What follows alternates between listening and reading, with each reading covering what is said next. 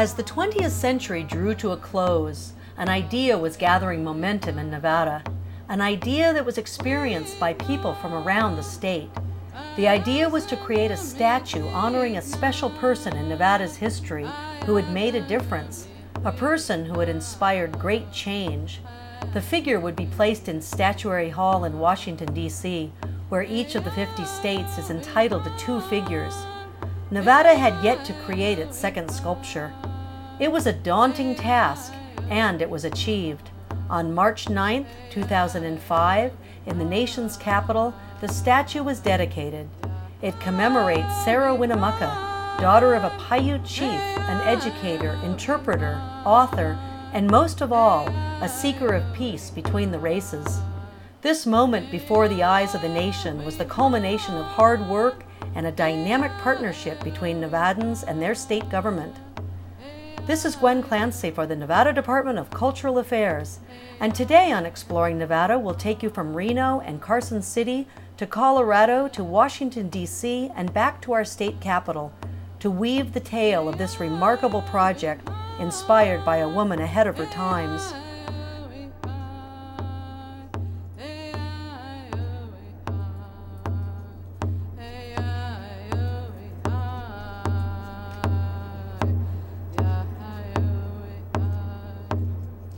The dream started years earlier as the story of Sarah Winnemucca commanded increasing attention. At that time, we talked with several key people who moved the idea forward. What is it that is so compelling about Sarah Winnemucca? Sarah Winnemucca's achievements were really extraordinary. She was a spokeswoman for the Paiutes for many years. She served the U.S. Army as a scout during the Bannock War. She barnstormed the Northeast, lecturing more than 300 times on the plight of her people. She was an author who wrote the first book by an Indian woman, and she started a model school for Indian children. It's not a surprise that her father, Chief Winnemucca, said at the end of the Bannock War, "None of us are worthy of being chief but her." A woman who walked out of a Stone Age world into the parlors of the intellectual elite and the halls of Congress. It was quite a journey. We've just been so impressed with this woman and her accomplishments. So we looked around to see how could she be further honored. She's had so many honors. And we realized that Nevada had never put its second statue back in Washington, D.C. So we thought, well, why can't we do that? This is an all-volunteer organization, but we do get things done. Recognizing Sarah's superb qualities, the Nevada Women's History Project stepped up to the plate, enlisting the help of Assemblywoman Marcia DeBraga to secure unanimous support from the Nevada State Legislature and diving into the task of raising $150,000. And we looked at the numbers and said, well, if everybody in Nevada gave $1, that would be it, but we knew everybody in Nevada wasn't going to give $1. So we went with organizations and people. We hope this to be a people's project. We have received as little as $1 in the mail. Many people have written to us and said, what can I do? And we're moving in that direction. We have a trifold, which we put together. It has a biography of Sarah Winnemucca, a little bit about her, and on the back it has a blank where you can send us money. They held fundraisers, gathered donations far and wide, and many months later, sufficient funding was in place for the project to begin. A statue selection committee appointed by the governor and legislature, with members drawn from around the state, conducted a national search for the sculptor and unanimously selected Benjamin Victor, the youngest artist ever commissioned to create a work for Statuary Hall. We talked with him as he worked on his clay model at the State Library and Archives in Carson City. Than it is, like the casting process though. They're very delicate, to do the eyes. She had very dark, intense eyes. I think that they showed a lot of her character. So if I had to pick one feature that really said who Sarah was, I think it would be the eyes. They had that look of determination and intensity, especially in a couple of her photos in particular. She just really personified perseverance, I think. she wasn't afraid to work hard, and so she had these strong hands, you know, with a lot of wear on them, I could see. So that was a fun part too, doing like the details on the hands with, you know, just using a simple dental tool, cost a couple bucks at the store, and just doing every little wrinkle and line, and giving them really that worn look, you know, that she must have done a lot of hard work. And she talks about that too in her book, washing clothes for money, and doing all types of what we would call hard labor nowadays. It was neat that they had so many photos of her, but back then they shot very stiff photos. She was standing still and had a serious look on her face in almost every single photo. So I wanted to capture sort of the essence of her spirit or her personality, rather than just use a standard pose of her standing there, you know, with one arm by her side or something like that. So I started designing, and I thought of a few things. It had to be a dynamic design, and it had to be something that she was in motion, because she was an activist. So she should be moving forward, I think. It relates real well as a metaphor to her cause and for her life. So I started with this sort of spiral design that I just drew out in an abstract drawing that curves upward and then raises, you know, sort of uplifting, moves the piece upward. And once I had that design, I was trying to relate it somehow to the concept of the brotherhood of all mankind, which was a quote from her book that really personifies who she was, the brotherhood of all mankind. She believed that people could get along from all different walks of life, that all different types of people could coexist in harmony and in peace. So that was pretty hard. That was a pretty tough concept for me to embody that in one figure. And one night I was looking through one of my art books, and I saw the Statue of Liberty, Auguste Bartholdi's. It's actually titled "Liberty Enlightening the World," and it gave me an idea to subtly relate her to that figure, because it's such a known figure in America and around the world as being a symbol of brotherhood of mankind, of all different types of people coming together. And Sarah was a little different. Like I said, she had to be in motion and couldn't be quite as stiff and static or classical as Liberty. Instead, she has to be more down to earth and more realistic, because she was kind of a people's hero. And that's where the concept started, with the one arm raised. Now the flower relates to peace and harmony in artwork in an artistic sense as an icon, but it also relates to Sarah's name. Thakmatoni was her name in Paiute, and that means shellflower, literally. So I thought the flower was a really good idea to make it the focal point of that whole spiraling upward design, because then it relates to her life's cause, peace, and it also talks about her culture and her name in Paiute. And along the way, I didn't want to pass up the icon of education. Sarah she was the first Native American woman to write a book in English ever, and that's a huge accomplishment. That's a huge part of her life. So the book relates really well in artwork as an icon for education, and to say that the person in the portrait is educated, which Sarah was, but it also works on the level of being a literal reference to her book that she wrote, Life Among the Paiutes. So the design really nicely, with all of the details, kind of brings the eye up the piece and into the icons that I wanted it to, across to her intense eyes here, and then the gaze of her eyes brings you out to the flower. So the piece reads really well in that way. I think it has a nice flow to it overall. Being able to study a great person like Sarah at a young age just helps form who I am and who I will become. Definitely this project and the involvement and the studies that I've had to do of her life have already made positive changes in my life. So I think that it's just a wonderful thing all the way around. What kind of change, can you describe one of the changes that's happened to you since doing this?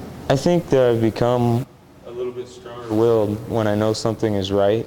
You know, she really wasn't worried about what people thought too much, and I consider myself a pretty sensitive person, and so I think a lot of times one of the downside of being sensitive is that you worry about what people think or say a little too much. And so I think studying Sarah has made me realize that really, when you know something's right, it's not what everyone else is saying around you. You know, it doesn't matter if it's popular or if people maybe persecute you like they did to her because of it, that you should just stick to what you believe in and do what is right. And I think in that way it's helped me mature a lot studying her. Excitement built as Ben neared completion on Nevada Day weekend of 2004. A steady stream of visitors eager for a look at Ben's work and a word with the artist came by the gallery at the Nevada State Library and Archives. I think the flower is a nice finishing touch to the piece because it's her namesake, and it's the final point along the piece. It's the highest point, so it's really a nice finish to it. And how does it feel to be done? It feels good. It's kind of it's a mixed feeling because I put so much of my heart and my time and my mind into my work that to actually finish is a sad thing in a way. It's happy because it's very fulfilling, but it's also kind of sad because now I let go of this creation, this sculpture that I've made. So it looks like you're almost done with it. Where does it go from here, and what needs to happen, and when do we see it again? Well, now at the end of the month, I'll hopefully have the piece finished and ready for the molds to be made. And after the molds are made, it'll be cast in bronze. And that process is really involved. It'll take at least 3 months before the bronze is finished. In November, the completed clay model was carried out of the State Library and Archives, loaded into a van, and transported off to the Foundry in Colorado. Basically, a mold is made on this piece in pieces. So like you'll have a separation here for the bust, the chest, and the lower body and the legs, the arms. Everything has to be done in a separate mold, and then waxes are poured. And then I'll come in and chase the waxes and smooth them over so that you can't see any of the seams. And then those waxes will be dipped in a ceramic shell about 8 times and then passed through a high temperature oven which melts the wax out. And then that place where the wax was in the shell, molten bronze will be poured. And then after that's cracked off, you have a bronze copy of the piece. And of course, it still has to be worked with some tooling to doctor up any welds or anything like that. Spring down against the piece, but this doesn't really go against there, it comes out to that. So I can cut it off. Yeah.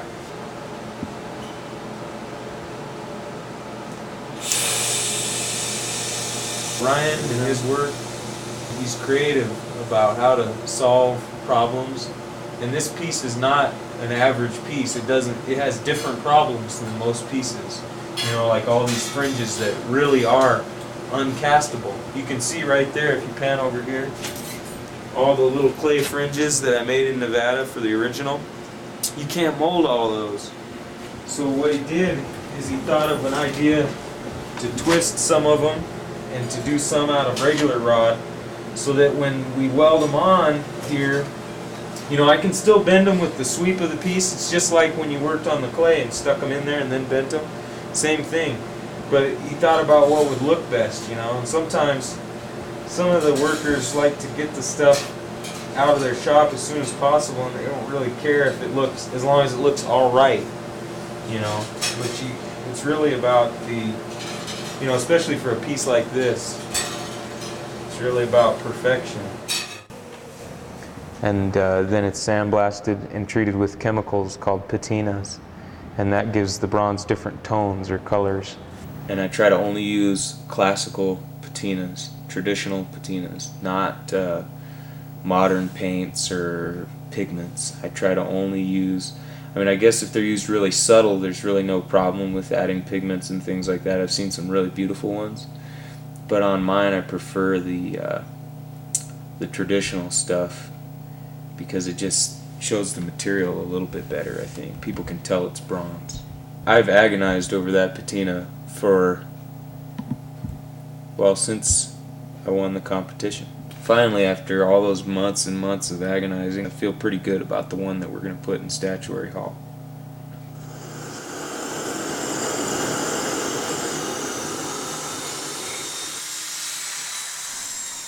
When the complex casting process was finished, the statue was ready to head east to Washington, D.C.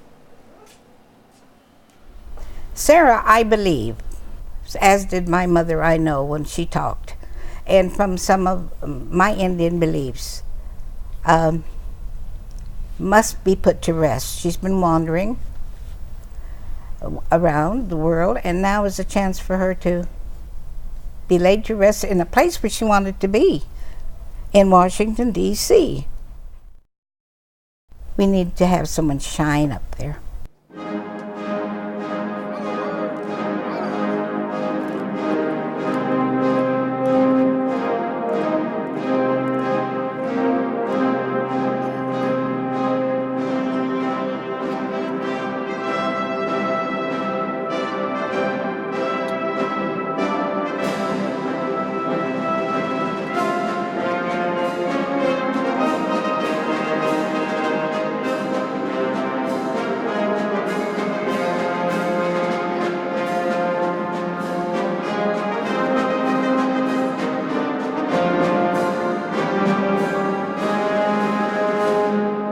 Welcome, all my fellow Nevadans and the friends and distinguished guests we have here today, especially those who have come a long distance across the country, so to speak, to join us in this great honor that we're here today for, which is to welcome Sarah Winnemucca into the United States Capitol.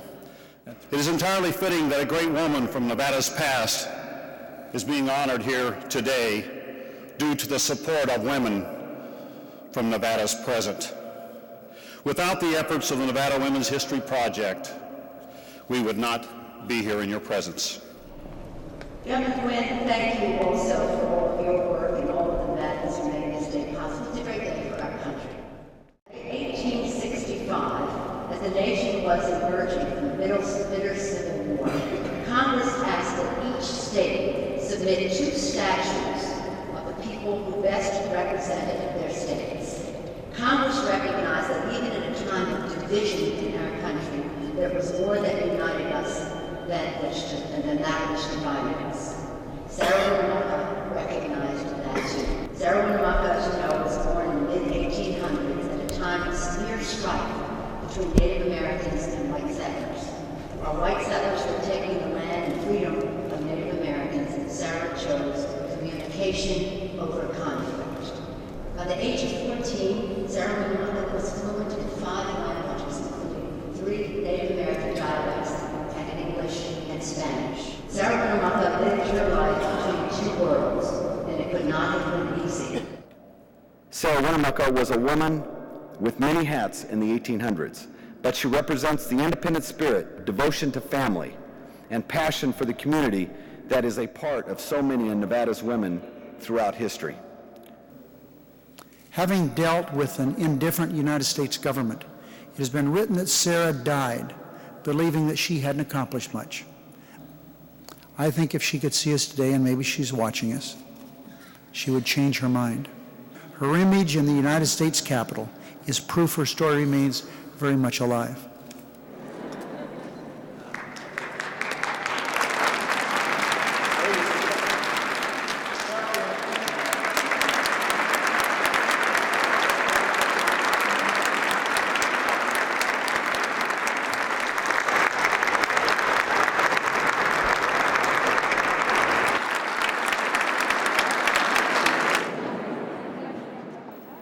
Tuihi Sumowan isa Makonoka.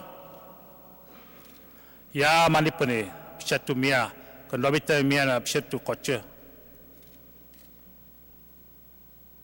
Manospa. Puhua.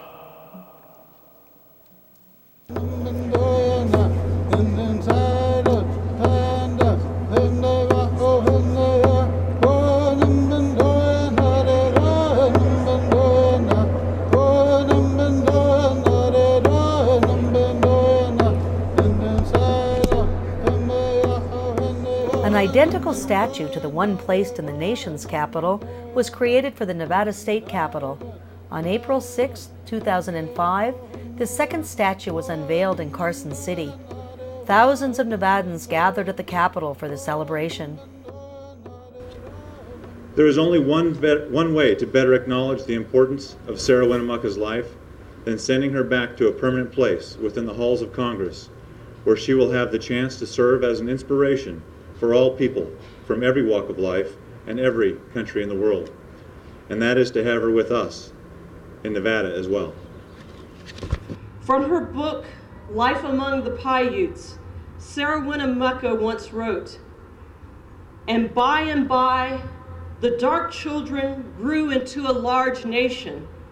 We believe it is the one we belong to, and that the nation that sprung from the white children will sometime send someone to meet us and heal all the old trouble. Well, Sarah, we have all come to meet you today. White, black, red, brown, yellow, and blended. Your people, united as the battle-born, as Nevadans.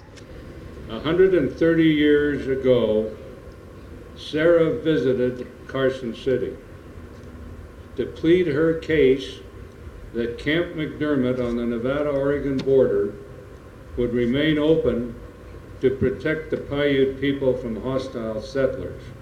There is no record that the 1875 legislature ever heard Sarah's testimony, but from this day forward, Sarah Winnemucca will always have a presence in the state capitol. Her message will never be silenced again. Thank you. Ya dihi Sumowan isa Makonoka. Ya Pshatumia. Puhua. Thank you.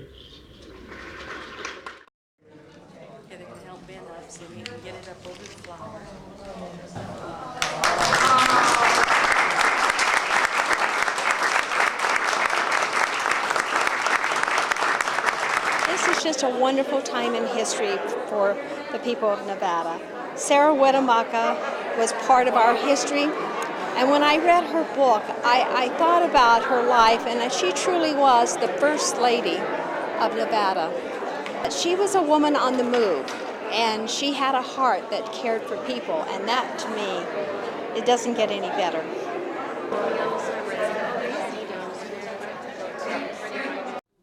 You know, I would just like to thank the citizens of Nevada for honoring such a wonderful person. It's just, not only as a native Nevadan and a Native American, I think it's particularly significant that a woman and an Indian woman that has been chosen to represent our state in the Statuary Hall in Washington, that it's overwhelming. It makes me feel such pride in our state and such a humble appreciation for my culture that it's just overwhelming. I'm so thankful that my children and my grandchildren and everybody's children from Nevada would be able to come here and just to learn a little bit about what it took to make this state. I think it's long overdue. I think finally she gets to be brought home and be shown the proper respect. She was human, she made mistakes, but she always tried to overcome them, and she overcame a lot of obstacles, especially during that rough time. And I'm glad that they finally got to acknowledge her. A lot of times, being a woman, you know, you always have to worry about the gender issue, but yet here she comes out of Nevada, and she's recognized. And to me, that's awesome. When I was growing up, my dad always said, don't ever tell her she can't do anything because she'll die trying. And you know what? That's true. I always really did die trying. And I think the thing that has been the most rewarding is seeing Ben's result, because none of us envisioned that we would have something that was so spectacular. Because if you've seen Statuary Hall, they're marble and they're static and they look like they belong on tombstones. And here in Nevada, it's got something that everybody will walk out of that Capitol and say, did you see that? And how proud we are of his work and the fact that we were a part of it. For the countless people inspired by Sarah Winnemucca, the closing words at the statue dedication in Washington, D.C. reflect the incredible gift and the powerful challenge that she has left to us.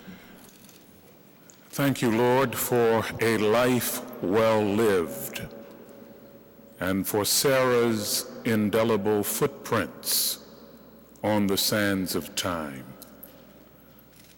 Let these footprints challenge us when we are too well pleased with ourselves, when our dreams come true because we have dreamed too little, when we arrived safely because we have sailed too close to the shore. Let these footprints challenge us to dare more boldly, to venture on wider seas where storms will show your mastery, where losing sight of land we will find your stars.